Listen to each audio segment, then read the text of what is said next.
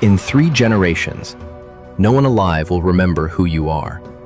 Their lives will be filled with new people, new problems, new experiences. This already happened to you. Think for a moment. Do you remember your great-grandparents? Maybe a name, maybe a faded image. For most people, even that is gone. And that isn't something to fear. Forgetting is natural. That's how time works. What is worth fearing is leaving nothing behind that still functions after you're gone. Because when you look closely, most lives today don't look very different from the lives lived generations ago. We work, we earn, we spend. If we're lucky, a little goes into savings, maybe retirement. But for most people, deep down, we know the truth. That money doesn't last, and it won't protect the next generation. Not our children, not their children. And yet, we keep repeating the same pattern. Why? Because modern life keeps us busy, not building. We are distracted by short cycles, bills, schedules, obligations. Too distracted to aim at anything long-term. This isn't just unfortunate, it's dangerous. America is not getting cheaper. It is not getting fairer. And opportunity is not becoming more evenly distributed. If that's the world our families are inheriting, why are we still preparing them for the world behind us? Why are we sending each generation out with nothing but instructions, instead of something to stand on? For me, that question became impossible to ignore. I got tired of watching families reset every generation, tired of starting from the bottom, again and again. Tired of climbing just to watch it all disappear. And the real question isn't whether this is frustrating, it's whether there's another way. I believe there is, but it requires a different goal. Not just earning, not just saving, but building something that continues without you. A system. One that holds wealth, one that holds assets, and one that holds knowledge, long after the builder is gone. Before that's possible, though, there are 3 things we need to look at closely: work, money, and knowledge. Most people assume these are solid. They aren't. Let's start with work. Nearly all work today depends on presence. If you're a tradesman, a technician, an employee, you have to be there. When you leave, the work stops. When the work stops, the income stops. Effort resets every day. That's why paychecks never stack into anything meaningful on their own. Now look at income. Whether you're employed or self-employed, income flows through approval. A manager, a client, a platform. Someone else decides when it starts and when it ends.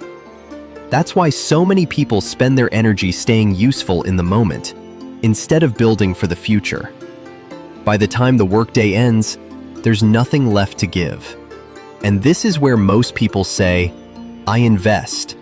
I have a 401k. I put money in the market. But money isn't the most fragile thing you own. Knowledge is. Your skills live inside you. Your experience lives inside you. Your judgment disappears when you do. When you retire, when you leave, when you die. That knowledge doesn't transfer automatically. It resets. And here's the part most people don't like to hear. When your work ends, and your income ends, and your knowledge disappears, the system doesn't care. Your family starts over anyway. This isn't an attack on parents. Values matter. Work ethic matters. Examples matter. But values don't compound on their own. Systems do. If you look at families that endured, truly endured, they didn't rely on memory. They built structures, arrangements that tied land, work, income, and responsibility together. Historically, this was called a house. Not just a building, but a system. Land anchored responsibility to place. Work followed structure instead of presence. Income flowed through agreements instead of permission. The system continued even when individuals didn't. That's why land mattered. Productive land didn't reset when people changed. Its value carried forward. That's why towns formed near rivers and roads. People came and went. The value stayed. Ownership allowed that value to move through generations. Inside those systems, roles were clear. Responsibilities were defined. Work continued without constant oversight. If you owned the structure, you benefited from the labor within it. Income worked the same way.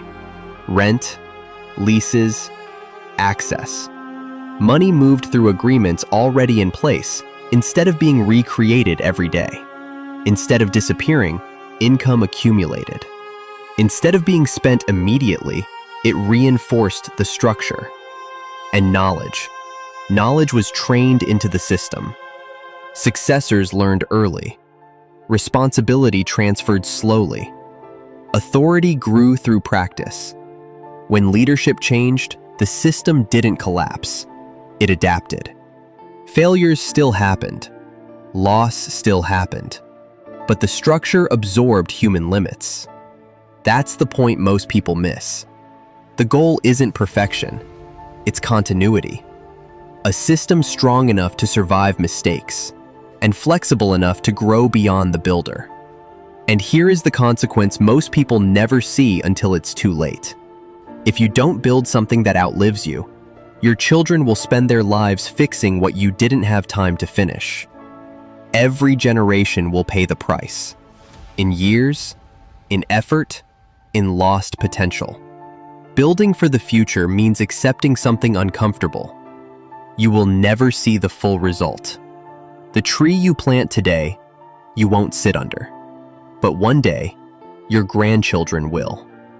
And that is the difference between a life that moves and a life that lasts.